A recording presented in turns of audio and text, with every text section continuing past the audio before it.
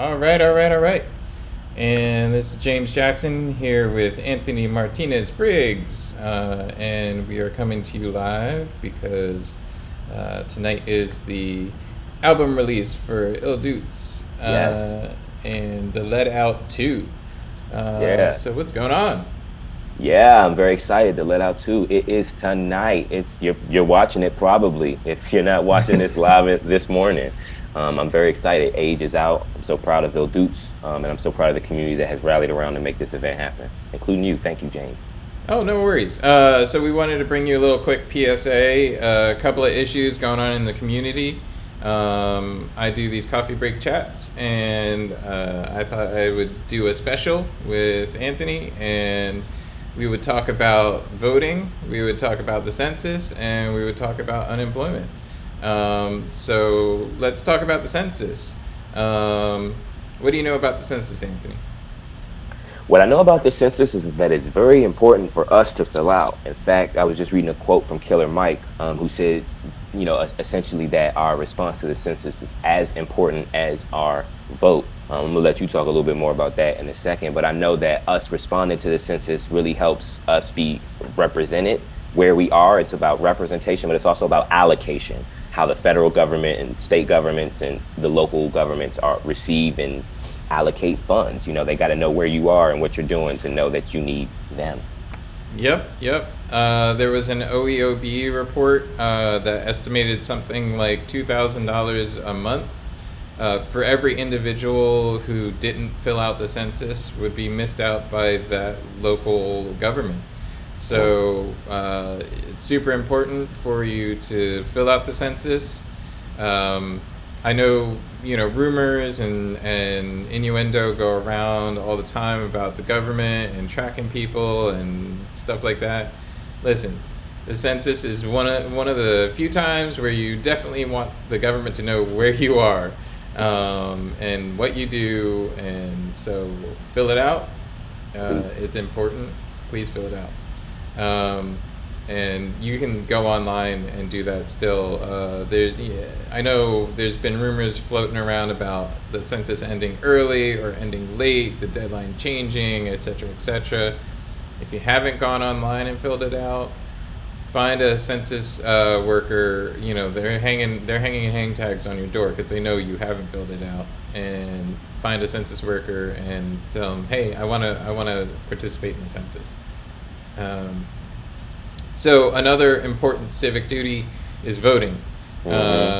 Getting your voice to the people who are in power, letting them know whether you like what they're doing or don't like what they're doing by voting, telling them, hey, you're doing a good job, keep it up, by voting them back into office, telling them, hey, I think somebody else might have some better ideas, by voting them out of office. I plan on voting by mail, just to protect the integrity of voting by mail. I believe that mail-in voting is secure. It is a good option, and it should remain legal and a good way for people to participate, because it means that you don't have to take a special time or a special day off or try and stand in line at a polling place for hours. You can just mail in your vote. You fill out your ballot, put it in the secrecy envelope, put it in the mailing envelope, put it in a mailbox. Or you can drop it off at a drop-off location. You can drop it off in a voter registration mailbox. They have special vote mailboxes. You can drop it off at your county's voting office. And so, at least that is a valid option everywhere in the entire country. There is at least one place you can drop off your mail-in ballot in person if you don't trust that it's going to get through the mail in time. And we wanted to talk about naked ballots real quick. Naked ballots is when you don't put it in that secrecy envelope. So with a mail-in ballot, you get two envelopes. You get an outside envelope. It has your name on it. It has tracking information. You sign it, and that's what has the address on it and everything like that. Then you get another envelope. All it says on it is election. So you need to toss your ballot in that. That's a secrecy envelope. It keeps the people processing the mail-in ballots from knowing exactly how you voted until they're counted. How do you plan on voting, Anthony? I'm receiving my mail-in vote, my ballots today. I'll be making sure I fill out the whole ballot all the way down. I'm going to be dropping it off at my early drop-off location right behind my house, Overbrook Elementary. That's how I'll be voting this time around. Okay, great. And I just wanted to make a special mention of New Jersey because we are right across the river. New Jersey is primarily mail-in voting this year. So they mailed a mail-in ballot to every registered voter, and you cannot vote on the traditional polling machine. You have to bring in your mail-in ballot with you if you want to vote in person, and you're essentially just turning in your mail-in ballot. In PA and in many other districts, you can bring in your mail-in ballot if you decide that you wanted to vote on a voting machine instead, and you need to bring in all the stuff that you received in the mail, so the ballot, the envelopes, everything, and you hand it to a poll worker, and then they let you vote on the machine. That's so that you don't end up voting twice. And not every district is the same. So some districts you need to bring a blank ballot. In PA, you don't have to worry about that, but just be aware, some places you have to bring in a completely blank mail-in ballot. Some you don't. So that's something to consider. If you're not in PA, you're not in New Jersey, I don't know too much about it. You need to check with your voter information in your locality. And then we wanted to talk about unemployment a little bit. Yeah. I work in entertainment. I work in live events. Anthony is a musician. Yeah. A lot of the folks that we know work in customer service, or they work in restaurants or hotels. They work in the travel industry, hospitality. None of these things are going on right now. You know that, I know that, we all know that. So the federal government knows that too, and they created the CARES Act. But negotiations on any extension or reallocation of more money towards this pandemic have stalled. We need to, right now, I know the election is forefront in everybody's mind, but we need to right now still be contacting our representatives about what's going to happen in December. There is no plan for after December, when all of the federal money runs out from PUA and FPUC and all that. So we need to know, we need to let them know right now that we want a plan in place for after December. We need that plan in place before December, so that when it runs out, we know what's going on next. Right.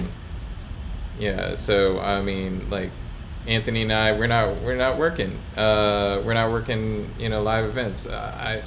We bring people together, and can't bring people together right now. All the people that work at the airport, they for every passenger who walks through the airport, there's 100 people doing a job, and not as much traveling is happening right now. For every passenger that gets on an airplane, there's a couple dozen people that are doing a job related to that passenger, related to that airplane, and there's less flights right now.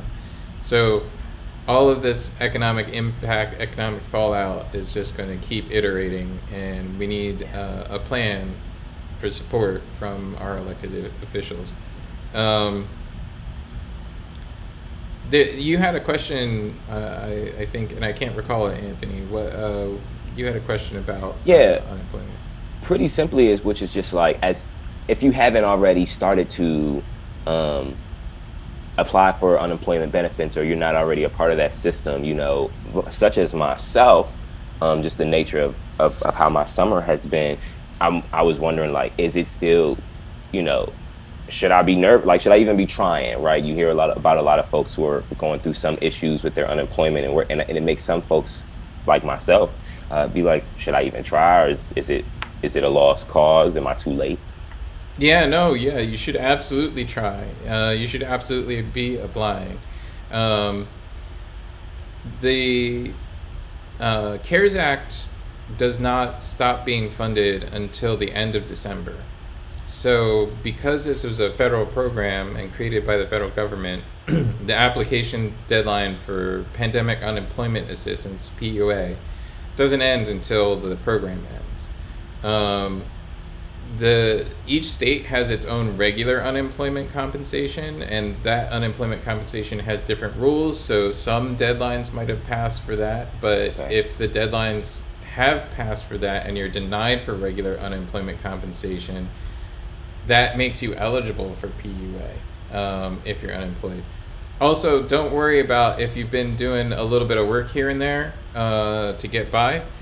You, if you earn less per week than you had previously in a previous year, you still qualify for some unemployment. So, unless you've completely replaced your job, go ahead and apply for PUA, apply for regular Okay. UC, whatever applies to you, and Okay. you'll actually get back pay to the date that you became unemployed. So, Whoa. well, Awesome. Yeah. Thank you. yeah, no worries. Yeah, and there are folks out and about that can help with all these issues. You'll want to look for your local legal assistance, or you'll want to look for a nonprofit organization that works directly with the unemployed. I work with Philadelphia Unemployment Project, which is here in Philadelphia. They work directly with the unemployed. All of these organizations cannot and should not accept money for helping you out. And so you'll want to look for an organization that is a nonprofit or a legal assistance network that doesn't charge you anything for helping you collect your unemployment. Okay. All right. Awesome. See, this is why we talking to you, James, because you got some insights for the folks. It's not that we can't all be of insight and offering it to others, but I really want to appreciate you in particular, James, for committing to this work. You know what I'm saying? Not just today, but daily. I know Well, you're a thank humble you. dude, but thank you, man. Seriously. I mean, I just try to help people. It's what I like to do. All right, so we're gonna get back to some music. Yeah. We're gonna get back to the Let Out 2. Yeah. I'm gonna throw it back to you, Anthony, and Got we're it. gonna go back to some sick beats and getting some music out there in the world. Yeah. Yeah, absolutely. Thank you, James. This is the Let Out 2, and if it isn't the Let Out 2 yet, it will be by the time some of y'all are watching this. We're really excited for the album to be out. DOOTS. There's so many artists that have come together. Thankful to this community, Philadelphia and beyond. You know what I'm saying? And as always, I'm pro-black, I'm pro-brown, I'm pro-queer, I'm pro-trans, I'm pro-science, I'm pro-choice, I'm pro-ho. So shout out to my hoes and flat earthers. We can talk and we can figure something out. Thank you so much, James Jackson.